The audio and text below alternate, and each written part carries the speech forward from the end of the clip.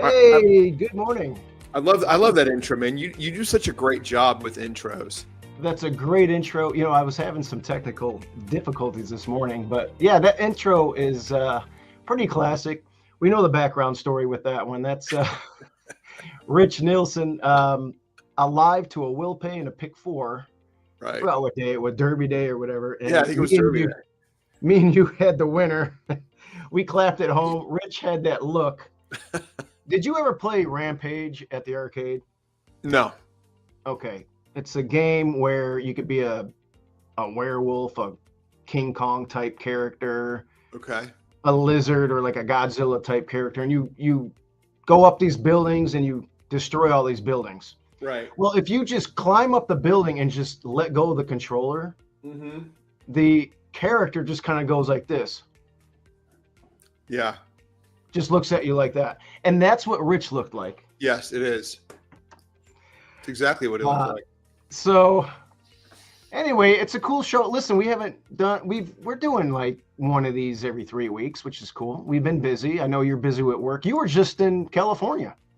I was just back, at an event in Carlsbad, which is near, and the Uber took me right by Del Mar on the way to get there. Mm-hmm. Yeah. So, by the way, it looks like we've got two displays here, one for folks watching on their phone and one for us. Like I'm seeing the main screen, and then I'm seeing this like narrower version. Are you seeing that too? Let me see if I can. I'm not complaining. It's just something I noticed. Oh, I think you could hide the vertical. Yeah. Yeah, I don't really care enough to do that. Yeah, there's a little screen all the way to the left. There's a little like box. Whatever. I'll just mess something up if I do that. So there's a lot going on in the world of like current events and politics, and I'm going to be honest, I'm not 100% up to speed. So some of today's Coffee with Dew is going to be Steve-O educating Dew on. I know at a high level what's going on, but there are some details I'm fuzzy on.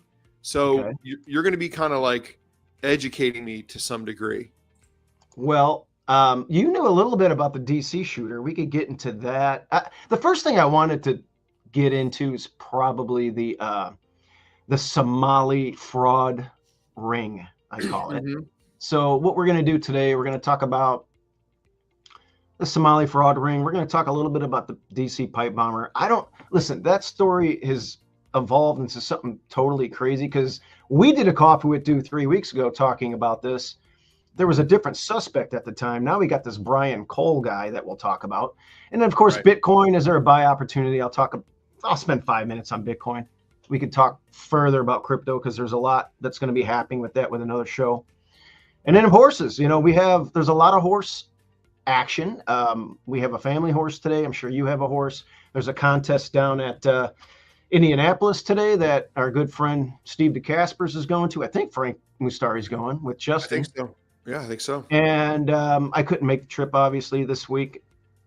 There's also a little birdie told me that it's not a birdie. By the way, the birdie has gone public. It's gone public.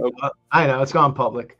And I actually got a text from Laura Arth. She sent me a tweet from it. Oaklawn Park is finally, after years of me complaining and telling people over there to get a contest, it's coming. BCBC, NAC, first chance, last chance, Southwest weekend. I've been trying to get you there, Frank, Dylan.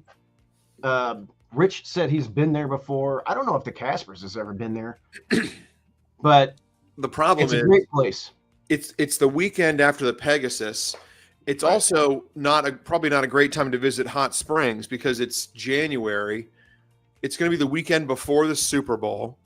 And my wife wants to go to Hot Springs. She's heard me talk about it and, give her all the details that you've shared because, I've never been, but it's not going to be a great week for like outdoor activity, I would think. So I mean, it's purely a trip for the horse player and the contest player. I don't know that it's the greatest time to go to Hot Springs, right? I mean, Southwest weekend, they have a boat and a truck and trailer giveaway with a boat. They have, there is a casino there. The weather is usually worse around look, it could get it's hit and miss. It could be 60 out, it could be 20 with sleep. So you Yeah. just don't know. But I don't know. I'm excited about going because there hasn't been a contest there since for the last 15 years. Yeah, it might be a good time for me to go. I haven't really tried, as you know. I've not been super focused on the horses the last many months, but you know, Me and neither. Me I neither. haven't tried to get qualified for the NHC. How many contests have you played outside of the I mean, freebies? Outside of the freebies.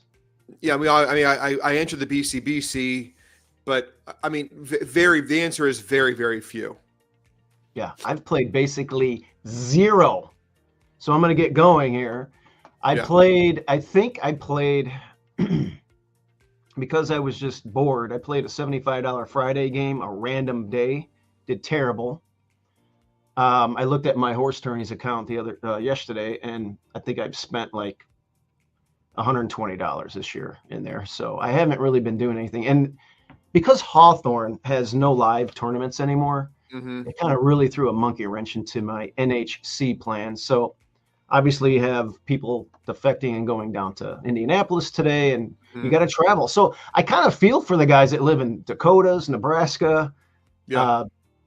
Those guys that have to travel, it's hard. I can see it. I was very fortunate to have the Hawthorne contests all those many years because I usually qualified out of Hawthorne during the various tournaments that they've had. What do we have here? Oh, hi. How you doing, Manuel? Let's dive into this Somali thing. I want to play a little clip of, I don't know if you watch Patrick Bet David. No. I'm a big fan. So here's a cool clip of Tom talking about what was going on. He's involved. Tom. So Joseph Thompson is the U.S. attorney from Minnesota, and he's been facing an uphill fight. He's been faced with obfuscation, people refusing to cooperate, but this is so widespread. And by the way, they're covering for each other. People are covering for each other, Tom. But it's been so widespread. Just in September, he got 8 defendants who took $400,000 each of a skim from a payout account that started at 21 million in 21 and went to 104 million in 24 based on qualifications. Now, what a qualification is kids with autism. Well, the Somali community and the ones that he found within that community were paying small amounts of money to people to enroll their kids as autistic in it. And then they set up a legal address of the clinic, but then they covered the windows with newspaper and silver foil. And there was no clinic going on in there, but they had the enrollments of actual humans, actual kids. And then they were getting an amount per kid coming in from the state and indirectly the U.S. federal government. Make sense? Yep. So, there's 400 kids in here and the money's just flowing into this address, but it's not there. And so Joseph Thompson. So anyway, I wanted to bring that up because basically what's been going on, the Somali immigrants, if you want to call them, they were refugees. Obama brought them here, I don't know, 15, 20 years ago. And there's 80,000 Somalis in St. Paul, Minneapolis area right now and growing. And Ilhan Omar, she's won her district because they convince all of them they're going to vote for their own kind. That's kind of common. I mean, people like me and you are going to vote for people that are going to do the best for America, where a lot of other people just vote for somebody that looks like them or acts like them or believes in things like them, such as religious background. But they're taking money from the Minnesota taxpayers. And Justin, this thing, we're just opening up the top of the lid on this. It's gotten up to close to $1 billion in fraud, and it's gone up crazy amounts every year since 2019, before COVID. And they're saying it could be multi-billions of dollars. And the sad thing about this, the money is going to a terrorist organization, Al-Shabaab, if you know who this guy is, who is part of the Muslim Brotherhood. So basically, the Minnesota taxpayers are being drained. They're supplying monies illegally to Somalis who are saying their children are autistic, among other things. and they're taking that money and funneling it to terrorist organizations. I don't know about you, but by the way, Tim Walz knew about it. Tampon Tim. Ilhan Omar definitely knows about it. What's going to be done about it is what I want to know. I have an article. Let me share the article here. Boom, boom. Running like a Swiss watch here. So the money is, where else was the money going besides to this terrorist organization? In other words, I was going to Somalis. But what do they do? Is it for, I mean, is there any kind of like voter fraud element in this, or is it just, Well, the mayor, it's good that you mentioned it. There's really not fraud. The mayor is convincing these people, I guess you can call it fraud. He's saying, hey, vote for me, vote for Omar, vote for Walz, vote for the Democrats, and we will give you all this free stuff. And this has been going on. If you look at this article here, if you can see this. Yeah. July 2019, Minnesota state officials spotted early signs of fraud that would eventually siphon away more than $1 billion in taxpayers' money, but they quickly faced pressure from leaders of the charitable group, Feeding Our Future, was the name of the group, stop asking questions, according to multiple former employees at the Minnesota Department of Education. So people are starting to come forward. There have been, I'm reading through this article, 61 convictions already, and that's counting. You follow the money. This is going to go all the way to the top of the snakehead. Tim Walz has been really under the gun lately. He's been, he's catching a lot of fire right now. The guy is such a weirdo creep, man. I don't understand the appeal. And Ilhan Omar is the same person, or Ilhan Omar, I keep calling her Elon. She's the same person, Justin, that said those were some people that flew planes into the Twin Towers. Yeah. I mean, whether you're talking about this specific scam or you're talking about, the Democrats' push to prevent voter ID laws from happening, letting illegals across the southern border, I think that the trend is clear, which is the Democrats do things by any means necessary to win elections, put voters where they want them. I'm going to contrast this a little bit with the recent controversy about the Venezuelan drug smugglers and the military response and killing people and what have you. Mm-hmm. I think the American people, I don't know that Americans really are that widely influenced, at least in terms of how they vote, by micro issues. In other words, was it technically illegal to kill 2 drug smugglers that were hanging on to the boat after it had already been destroyed by the United States? So maybe they don't focus on that, but they focus on the fact that who are Democrats rallying behind here?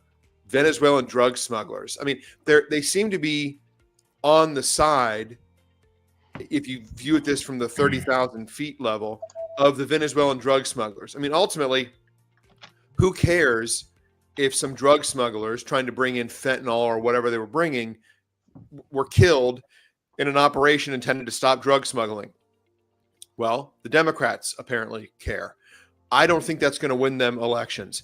In this case, the amount of money that was allegedly siphoned from the Minnesota taxpayer, it seems to be going to people that do not have America's interest at heart. So more and more, it feels like Democrats are demonstrably on the side of people that are not very sympathetic. I mean, most Americans, absolutely, yeah. Most Americans who vote are not in favor of Somali terrorists or pro-Muslim organizations or whatever. And I think it more and more it just becomes undeniable that Democrats seem to be on these very weird sides. And I think you can credit Trump for doing that. I mean, he puts Democrats in a position of rallying around causes or entities or people or groups, whatever, that I think most voters are not sympathetic towards. And here, this Minnesota thing and Tim Walz and Ilhan Omar, It's just one more example of that. Yeah, it's pretty wild. 88% supposedly of the Somali refugees are on some type of public assistance, whether it's EBT, SNAP, or whatever it is, whether it's Section 8 housing for rent, whether it's some other program. And then this autism thing, it just really pisses me off because I have my cousin's son has autism. As does my stepson, my wife's youngest son. And yeah. So how demonic do you have to be to take money from people that really need it and give it to people that, by the way, they say the IQ, I don't know this for fact. The average IQ of some of these people coming over here is like under 8. It's like 68. So, I'd have to verify that. But how do you take money from people that really need it and then take it and then siphon that money off? Well, what is to terrorist organizations? What has Tim Waltz or Ilhan Omar said about any of this? You will know that better than me because I haven't been following it. But they blow it off. They talk about actually I do have a response from Ilhan Omar. Hold on, let me share this. I didn't mean to derail the show. No, you didn't derail it because we're talking about it. I do have a response from her, and let's get it here. Effect on the Somali community when the president says things like that. I mean, it creates fear, and there is a possible danger that a lot of the people who follow the president have exhibited violence in many cases, especially in my case, whenever he has said something about me that is derogatory or says I'm a threat to the country. I've gotten death threats. There's so many people that have been incarcerated over the years that have been encouraged by the president's words. And so there is fear for Somalis, not just in Minnesota, but across the country, that some of these people might attack and harm them. Okay, Vinny. Thoughts? Well, one of the guys caught. Well, first of all, I'm going to get to the part of me just not. Why the fraud got so out of control in Minnesota? I think what happened is that when you have these kind of new programs that are designed to help people, you're oftentimes relying on third parties to be able to facilitate. And I just think that a lot of the COVID programs that were set up, they were set up so quickly that a lot of the guardrails did not get created. She's blaming the guardrails. And they're listen. Okay. How do you blame? We're not talking about $10,000 sneaking through the cracks here. They're talking about guardrails. These guardrails were set up by her. By the way, there's rumors of her marrying her brother, and her paperwork isn't exactly in line for her to get over here. And I guess that's common practice for a lot of them to fake paperwork like that to get into the country. But she's blaming guardrails. But we have arrested 61 people that were involved in those guardrails. But they all knew about it.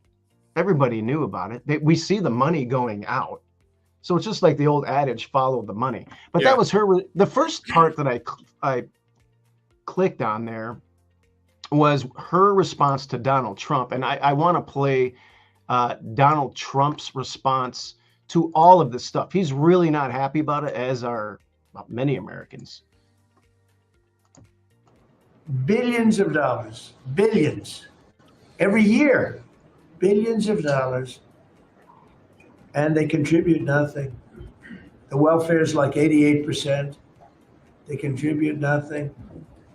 I don't want them in our country, I'll be honest with you. Okay? Somebody would say, oh, that's not politically correct. I don't care.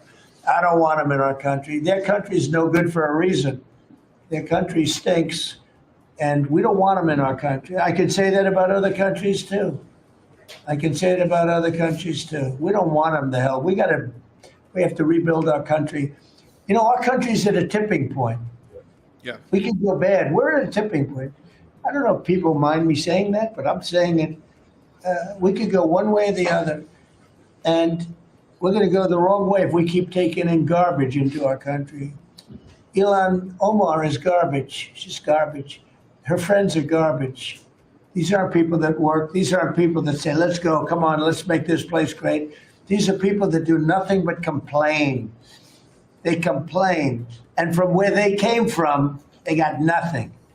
You know, they came from paradise and they said, this isn't paradise. But when they come from hell and they complain and do nothing but bitch, we don't want them in our country. I mean, Here's the thing.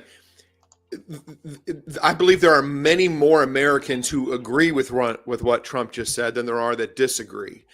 And, you know, the Democrats love to put out these tweets and these bumper sticker slogans. No human is garbage. It always trying to act like they're morally superior and they're the compassionate ones. But I think we've seen what's been happening.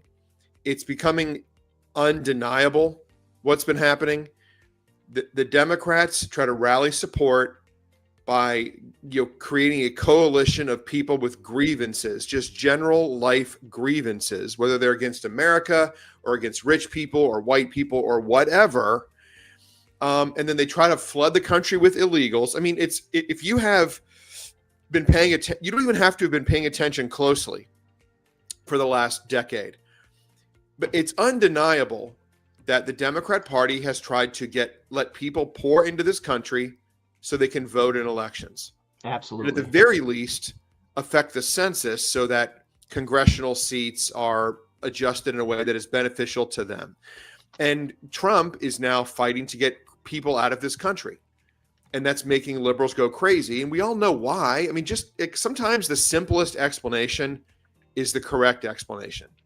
Did anybody ever stop to ask why Democrats fight so hard to prevent voter ID laws? And they make up this nonsense about it's racist towards black people. Like, what the fuck are you talking about? I know. You know what I mean? And it's Trump is exposing Democrats. He's exposing the con. He's forcing them to take unpopular positions on the side of people that are not sympathetic. And let's just see how it plays out. I mean, 2020, we're less than a year away from the midterm elections. Don't forget, we're less than 1 year into Trump's second term. Doesn't seem like that, but he's basically just getting started with his second term. Mm-hmm. And we have the midterms coming up less than a year from now. The Democrats are still heavily favored to take back the House, which is normal. Well, but I don't understand where it's going to come from. I mean, I guess you could say that now that Trump is in office, the America First wing of the party might get a little complacent. Meantime, the leftists are more galvanized than ever because they hate Trump, and that could present a problem. I mean, it could. I don't think it's on the issues. I don't think the things the Democrats pretend to stand for are popular issues. Well, it's socialism. It's or communism. I mean, if you want to look at New York, it's There's an Islamic wing to it. And then you have this transgender gay and lesbian wing, more the transgender thing or whatever. They seem to gravitate that way too, where a lot of those people, if they're in some of these Islamic countries, they're going to get thrown off a roof. I don't kind of get where they're coming from with that. But for the midterms, I think we're early in this first, he took office in January, where we have our first year in. There's a lot of problems. Here are the Kalshi odds to take back the House. Okay, was that 76 to 24? Yeah, Democrats are a huge betting favorite right now to take back the House in the next election. Right. I think those are good odds for us to maybe right now put a little money on the GOP side, because we have a lot of things going on in 2026. We have the 250th anniversary. We have a new Fed chair coming in. Okay. The guy that used to be the CEO of Coinbase is probably going to be the new Fed chair. Forgot his name. We're going to lower interest rates probably by 150, 200 basis points next year. They're going to have a refi boom. We have the UFC fight at the White House. That's going to be a cool thing. We have the World Cup coming here. All of this stuff is happening, plus the midterms. Trump has to have a great economy. We also have the tariff rebate. It's not QE, quantitative easing. This is money that was collected that's going to go out to well over 100 million families, or 100 million Americans that make under 100,000 a year. You might not fit in that tax bracket, Justin, but you'll have to look at your taxes and see if you're going to qualify for that $2,000. But a lot of people are going to get that. Trump's name's going to be on it. There's going to be other tariff checks in the future. I hate to say it, but Democrats play that game. Vote, continue to vote for us. We're collecting this money. More checks are coming. So I think there's going to be a lot of things in 2026 where we've been dealing with 8-9% inflation from the Biden years. When Trump took office, I don't know, I think we're at 3. I think we're just at 3 or just under 3 now. So we've been trying to, handle that and get it down. But everybody's blaming Trump for the high prices. Well, where were you last year? The high prices. Yeah, they didn't care about the price of eggs. Yeah, I mean, right. And gas, by the way, I filled up yesterday in Wisconsin, southeast Wisconsin here, $2.46 a gallon. I haven't seen it that low in a long time. You want to educate me on the latest with the other controversy we talked about on a previous show, which was the January 6th pipe bomber. I had heard things through the grapevine and personal contacts I have, and I'm wondering if some of that ended up not being accurate. For those people who don't know, the night before January 6th, which was the riots in the Capitol, there were 2 pipe bombs, which ended up being fake, found at the Republican National Committee and Democratic National Committee headquarters in D.C. It's been like it was weird that nobody was ever arrested, and now finally someone has been arrested. I'm a little fuzzy on the details about what this guy Brian Cole's background is, but Steve, why don't you bring me and the audience up to speed here? Okay. Yeah, this is back in your backyard, your old stomping grounds. Right. So as you can see here, Brian Cole Jr., 30-year-old man from Woodbridge, Virginia, if you know where that's at. Yes, I do. He was arrested. He admitted to doing it. He also said that he felt like the 2020 election was stolen, and that he was a part of that somehow. I don't know if this guy's off his rocker, but we've always suspected that. You look at the historical voting totals of the presidential elections. Each winner was around 60 to 70 something million. Yeah. Joe Biden, the most unpopular president of all time, a one-termer who was brain dead with the auto pen, got 81 million votes. It's absurd. And I think at this point in time, nobody believes that. And we remember the night of the election in 2020. We were all, I think me and you called each other. Yeah. Like so many times, and you were talking about the odds, and then our text group was going nuts. They just shut the switch off at like, I don't know, 10, 11 o'clock at night. Stopped voting in Pennsylvania, Michigan, Georgia, maybe one other state. And Trump had a huge lead in every state. I think he was up by 800,000 votes in Pennsylvania. They shut everything off. The next day, a dump of harvested ballots came in all these states, and Trump lost every state by like 10,000 votes or less. It was so unbelievable. It was pretty obvious of what happened. So he kind of mentions that in here. Now, this guy's father worked for, I believe let me see, Brian Cole's father. Let's see if we can get some information on that. Father, Brian Cole Sr., who previously faced legal issues related to racial discrimination and was represented by civil rights attorney Ben Crump here. Let's look at his background. He did work for, I believe, the Democrat Party, and he worked on bringing in illegal immigrants or refugees. Let's see. Well, I can't really get the story there, but yeah, his father was somehow involved with immigration and bringing people in and having them put in specific areas where their votes would matter, so to speak. So there's a lot more coming out on this, but this guy has been ID'd. That's him in the photo here. He's 5'6". He fits the profile of the person in the video. He admitted to it, and more and more is coming out. So I just wanted to bring this to everybody's attention because it's going to be major news in the coming week here. And yeah, this is the guy, Brian Cole Jr. Yeah, it says he's a Trump supporter. No. Well, a number of articles I've read say that he is. No, he wasn't a Trump supporter. Well, then I need to read different articles because more than Yeah, once you're reading. was upset You about might the be 20 reading. Yeah, you might be reading CNN or something Well, like that. yeah, that's. I think that is what I was reading. So, I think the whole thing is weird. That no arrest was made before now. Well, they've had the file on their.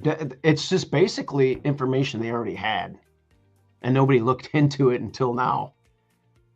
That's what I gathered out of it. Yeah, I need to do more digging on this issue because it's. Let me see if I can get some more information on Brian Cole, father. Well, you're gonna have to find things on. No, Twitter.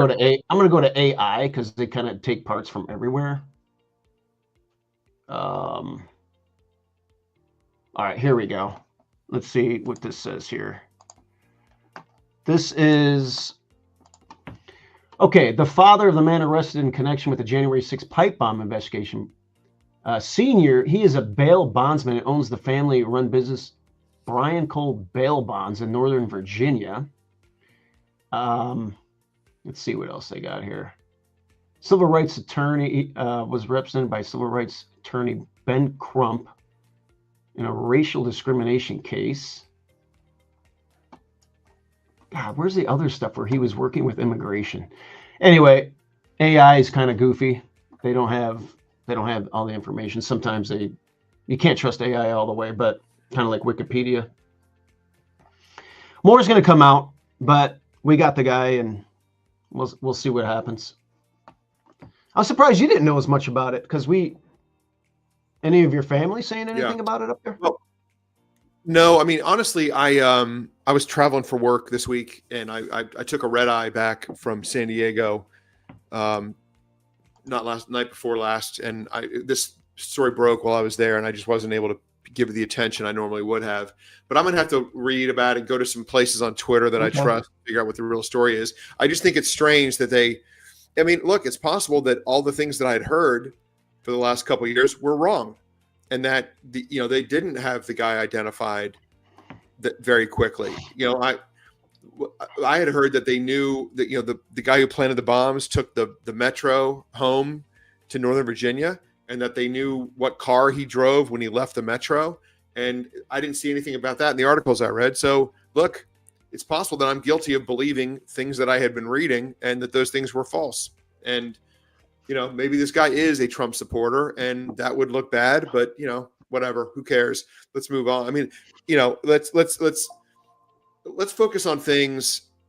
Yeah, like that Cash Minnesota Patel, fraud. everybody, Ben Bongino, they had a big press conference about this yesterday.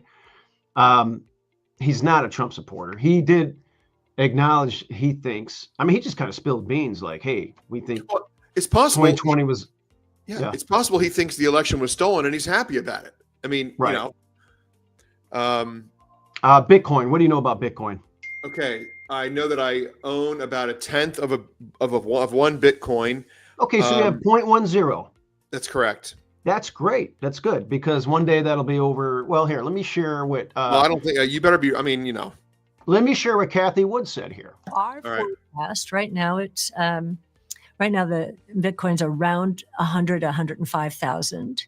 Our forecast for 2030 is $1.5 million.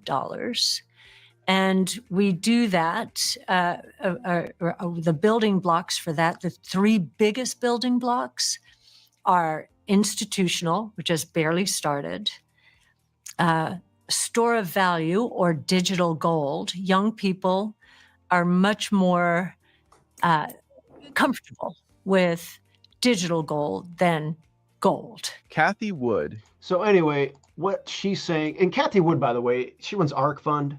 She bought Bitcoin I'm in early. Okay, so you know that. Tesla, so you own Tesla. She's huge. Look, Tesla's more than a car company, by the way. Robotics, AI, it's going to be multi-trillion-dollar company one day. Bitcoin, what is cool about Bitcoin, I've told you this before, like gold is gold. Gold is 30 trillion market cap right now, right? Gold's at like $4,200 an ounce. Gold will, I don't know, in our lifetime, or at least in your daughter's lifetime, both of your daughters, gold's going to probably double. What's that, a gold coin? No, this is a silver. Silver's doing good. It's when I 60. first started talking about silver, I just dropped it. It was 28. This would have cost you about $28 to $30. This would now cost you about $62. Right. Online. It's silver trades at around $58, $59 an ounce right now. I believe silver's the better buy than gold right now. It should be more like 10% of gold, which would put it at $400. So that's what I think. But back to gold. Gold's market cap's about 30 trillion, maybe a little bit more recently. So say it doubles in market cap, goes to 60 trillion. Okay. That's going to put gold at like $8,000. That could happen in the next 30 years. Okay. Mm-hmm. Bitcoin is 2 trillion. Okay. A little over $2 trillion in market cap. Mm-hmm. What makes Bitcoin appealing to younger people? They're more accepting of it, obviously, with the new, iPads and technology and everything. Your old gold bugs, they don't want to mess with all this stuff. They don't care about blockchain, and maybe there's a few out there, but your baby boomers are stuck in gold. Now, your Gen Xers, like me and you, we like gold, but we also like digital assets for the most part. There's a 50-50 split there, where it's more like 90-10 baby boomers, maybe 95-5. They like gold. They don't like digital assets. Gen Xers are like 50-50. Well, you get these new groups, Z's and Y's, and go with all the letters you want to come up with. Millennials, they don't like gold as much. First of all, gold, and they like digital assets. Gold is not very divisible. So it's hard to chop it up and move it around. So it's not very portable. Okay. Where Bitcoin is very divisible, there's 100 million Satoshis in one Bitcoin. So in the future, Justin, we're not going to be saying, hey, how many Bitcoin do you have? We're going to be saying, how many Satoshis do you have? That's going to be what we're going to be talking about in the future. Satoshi Nakamoto, whatever his name is. Satoshi Nakamoto is a alias made up, or a name made up by Hal Finney. Hal Finney died of ALS 10 years ago. He's one of the cyber crypto punks that started Bitcoin. And he was the guy that sent Bitcoin from Satoshi Nakamoto, the account he made up, to himself. Hal Finney was the first person to receive Bitcoin ever in a transaction on the blockchain. So he sent it to himself. Okay. Is what happened. I think that's my theory. So there's a lot of different theories. I think that's the most obvious one. So Hal Finney's gone, and with it, Satoshi Nakamoto's gone. What about his Bitcoin? What happened to his Bitcoin? That's a good question. It's probably, I don't know if an heir has it or not, probably. But there's a lot of Bitcoin out there that has disappeared out into the ether forever. Right. Maybe 2.5 million. Yeah, they're Bitcoin. in landfills and other places. They're gone forever. So that makes it very scary. There's only 21 million Bitcoin ever that will be mined. The last one will be mined in 60 years or something like that. Maybe 100 years. I have to look at the chart. There's only 1 million more left to be mined. I think the circulating supply is just under 20 million right now. So it's more divisible, it's more portable, it's more accepted. It's we have the Clarity Act coming out in 2026. We already have the Genius Act that was passed through law in July of this year in Trump's administration for stable coins. We just got rid of the pennies. You heard about that. No more pennies are going to be made. We're going to digital assets, whether you like it or not. I always like the idea of having cash, especially at the track. So I think there's going to be a world for that. But digital assets are here to stay. It's only going to get bigger. Bitcoin's a big part of it. It's more of a store of value. It's kind of clunky. The network is run by a bunch of miners all over the world. So it takes a little longer to transfer it, maybe 5-10 minutes to get your Bitcoin. But Western Union sucks and it's expensive. So I look at Bitcoin as digital gold, like Kathy Wood said. And yes, one day, look, I was telling people 5 years ago when it was under 10,000, it's going to be 100,000. Everybody laughed at me. Now we're there, just under now. We had a little bit of a correction to 90, but it's going to 1 million, 1.5 million, like Kathy Wood said. By 2030, I could see 700 for sure, 700 for sure. She's saying 1.5. That would be on the upper side. But yeah, it's gonna one day be $100 trillion asset. So when your daughters are our age, Bitcoin's gonna be worth probably over $2 million a coin. So yeah, absolutely get them a little bit of Bitcoin for, retirement, college, whatever. The problem I have, and I know you like to mock Warren Buffett and say he doesn't know, but he thinks it's going to zero. So did Charlie. Let's read that. Let's see. Even if gold, would you double in 30 years? That's only 3.3% per year return on your investment. Yeah. And some people are happy with that, but no, if his math is correct, then yeah, that's no good. If gold only double, silver has doubled in like 1 year. Or maybe it's a year and a half. I forget exactly, but it's, silver. I remember talking to my daughter about gold recently within the last couple of years, and it was 2,300 an ounce, and now it's over 4,000 an ounce. So gold so let's start with silver. Silver has industrial uses. There's talk that silver is going to be needed for things like certain batteries and electric vehicles and solar panels and all these things. And I don't know how true any of that is. The reason I got silver, and I have, quite a few 1 ounce bars, and I have, a lot more of these, is because if we get to a point where for some reason cash is useless, whether there's some kind of horrible thing that happens, you need to buy food for your family, and no one's taking cash anymore. I got silver because, I think that's easier to spend. Like an ounce of gold is over $4,000. You're not going to be able to spend a silver coin, or rather a gold coin, to buy food for your family. A silver dollar now is worth about 60 some bucks, and that's, easier to transact than gold would be. Are you talking about if there's like an apocalyptic moment that's where right. There's no electricity, Exactly. You're living off, okay. I got you. Right. Yeah, and it's probably less than 0.1% to ever happen, but I have some just in case I need it. My question for you is, and I've never understood this or heard a good answer, is why is Bitcoin needed? Why do we need it? What does it do? It's cool the way it's mined and the work that goes into it, but why is it worth anything? Well, what does gold do? Gold, people like to look at gold. Okay, they like to look at it. All right. Well, like I said, gold, yeah, it's cool to look at. If you like to look at it, you got a gold chain, but like I mentioned earlier, it's harder. It's easier. Like you could carry a thumb drive, a Trezor cold storage wallet, and you could move Bitcoin around in your pocket, millions and hundreds of millions of dollars if you want. Try and lug around gold in a suitcase that's worth $100 million, or for that matter, 200,000. Just to carry one gold bar and move it around in a backpack, and people looking at you weird. And yeah, okay. Why do you have that gold bar in your pocket? It's hard to chop it up. So you have to sell. You want to buy some food. There's an apocalyptic moment, and somebody wants your silver for, I don't know, some corn, and they shot a deer.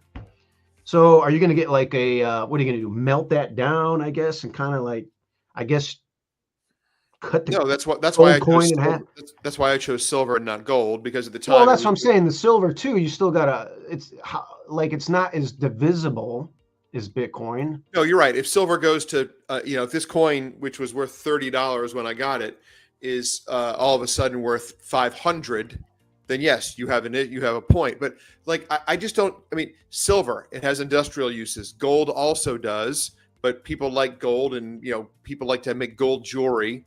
Right. You could also argue those aren't worth much either, but at least there are industrial uses for those things. Bitcoin, I mean, transferring money, I can, I transfer money to Dylan over, Apple Pay or whatever, Zelle or PayPal. You can do that today. So I'm just not. I've never been clear on why Bitcoin is worth something. Well, we have an interesting comment here. I think the main problem with digital assets are they have no company or solid intrinsic value behind them. Well, the company part, not having a company, I like that. It's open source, meaning it's not owned by anybody. You have your own wallet. You have your own keys. You control your own Bitcoin. There's no main company that's going to tell you what to do or make decisions on what Bitcoin's going to do. It's all decided by the public, supply and demand, and whether or not they believe in that asset, just like gold. So it's digital gold, and we're going into a digital world. Robotics, AI, the internet, it's here to stay. I've seen some AI models of what the world's going to look like in 100 years, and it's not going to look like, unless we have a nuclear fallout, like you said, it's not going to look like Spartans fighting, the Corinthians or whatever. So it's, and we're going to be like trading gold for weapons. It's going to be digital assets, and Bitcoin is the best performing asset of all time. I mean, you look at the first trades in 2009 with Hell Finney from Satoshi Nakamoto for pennies. Now it's, almost 100,000. It hit 125. It's, I think, 90 today, but you want to, I believe in it. And go ahead. No, I was going to ask you if you wanted to open up your DRF PPs and show me Gulfstream Race. If you wanted to show me your PPs and show me Gulfstream Park Race 7 today. Oh, we're going right into horse racing. I got you. Cut me off. Yeah, I think Bitcoin's going to 4 cents. Okay. All right. We'll talk about that. We'll keep talking about it. Did you say it was going to 4 cents when we were at the Hawthorne OTB when I told you to buy it at 47,000? Did you tell me to buy it? I think you told me to buy Raven. I told you to buy it. Raven Protocol. I have the Raven Protocol has not panned out. The idea of it has, in another project I'm in, BitTensor Tau, the next Bitcoin, but it's an AI project.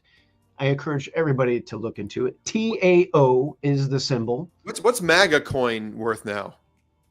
There's been a lot of MAGA coins. I think the one that Trump launched is somewhere around $10 to $15. So, yeah. You want to look at some horse racing today? What are we looking at? By the way, Oaklawn's PPs are out for next Friday. Can you open and share the PPs for Gulfstream Park Race 7 today? I can. Race 7.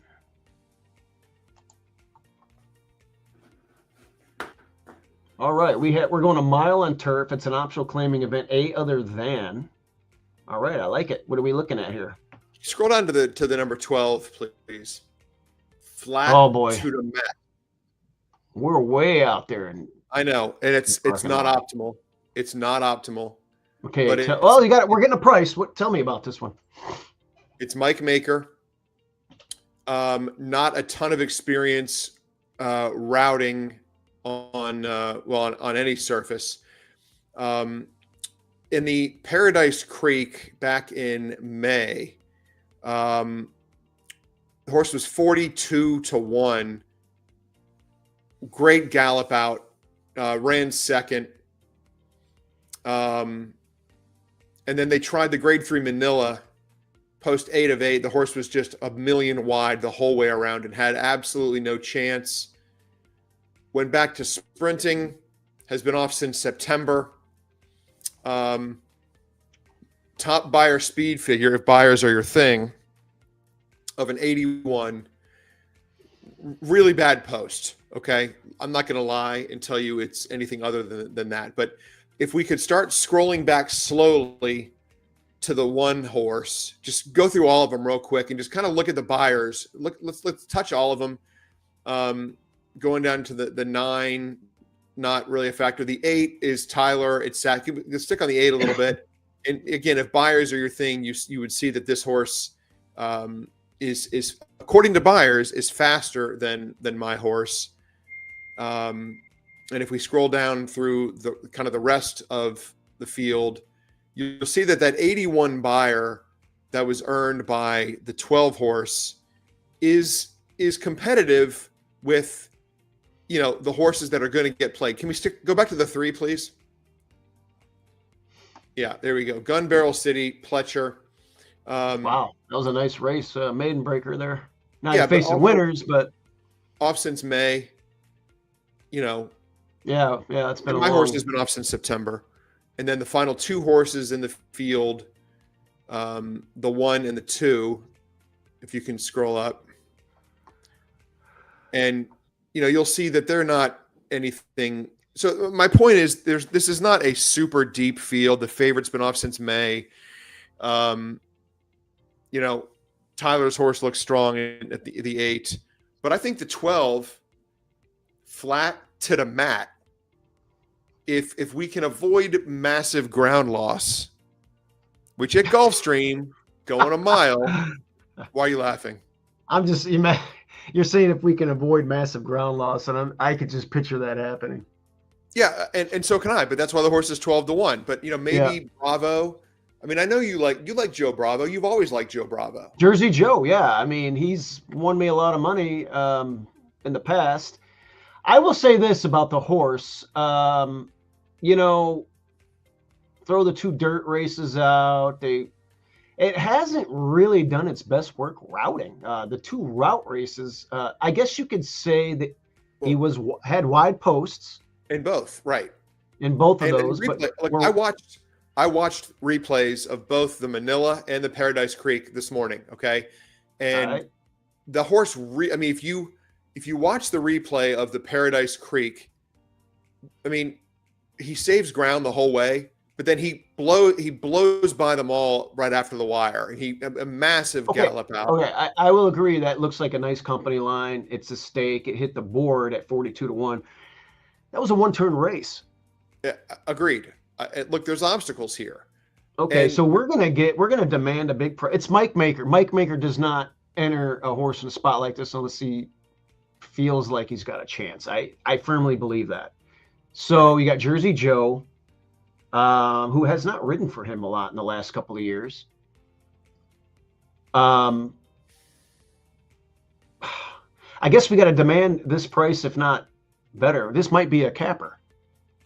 Yeah, I think this is a horse you want to consider using, is what I'm saying. I think the horse is going to run better than it looked. Scratched. Just got an update. The horse is scratched. So much so for now that. What do we do? Nothing. Nothing, huh? You know what? You kind of poo-pooed on a horse here that I kind of like here. You're getting weight. You got this bug who's, won a few races for a decent low-key trainer. It went on synthetic for the first time in a 5-panel race. Slightly raced. It's a more than ready. It's second time blinkers, and it really popped on the synthetic. And if you're like me, who believes that if you run well on synthetic, most of the time you run well on turf, as opposed to dirt, because the dirt races are much to be desired. And you can also tell or see that they tried to get this horse on turf, and both of its starts prior to the romp and the synthetic race. So they always wanted to get it on turf. It's more than ready. They were unable to get it. They said, all right, let's run this thing on the synthetic, see what happens. It popped. We're routing. We should get a nice pocket trip. Let me check out these siblings here. First of all, the broodmare routed successfully as a stakes winner routing with some other nice races. Has a sibling here, a 2-year-old that hasn't done much out of Finger Lakes. That one probably wants turf too. And another ugly, god-awful, boy, those are some bad siblings who haven't run on. Go ahead.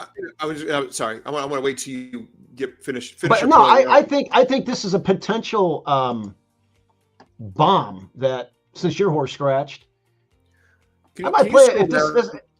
Yeah, go ahead. Did any of the also eligibles draw into this race, or are they all scratched? No, they're all out. They're all out, and the 12 scratched. Wow. Now, Bravo. Well, something. Now, can I ask you this? Do they make that decision right off the bat, or would the 12 scratch, and then one of these AEs get in? No. Once it's grayed out, it's grayed out. Okay. Completely. All right. Well, listen, what are you thinking? I'm thinking it's hilarious that as we're talking about my one play of the day, it literally scratches live on Coffee with Dew. I mean, we literally watch the screen switch to scratch. First of all, I predict your Bitcoin's going to 4 cents, and then my horse gets. It's not going to go to 4 cents because it's impossible. This guy's right. It's impossible to go to 4 cents because of all the lost hard drives. Remember, we talked about that. Okay, so there's already there's a built-in 90 cents. 90 cents. It's not going to 90 cents. It's going $1 million. It's going $1 million. We have a family horse today. You want to talk about that a little bit? Yes. Yeah. And then I got to bounce soon. So can we do it in I got 3 minutes? So, yeah, we got race 3 at Fairgrounds today. So let's put the little graphic up. Hard to fathom. Okay. Number 3, 6-1 morning line. Now I think we're going to go off higher. This race, let me refresh this, because at Fairgrounds they've gotten a lot of ugly weather, and I think it's 100% guaranteed to come off the turf. And I don't know if they did the changes yet, but anyway, this race is going to come off the turf apparently. Hard to fathom. If you remember, we were doing a live stream 2 years ago or a year and a half ago, Oaklawn.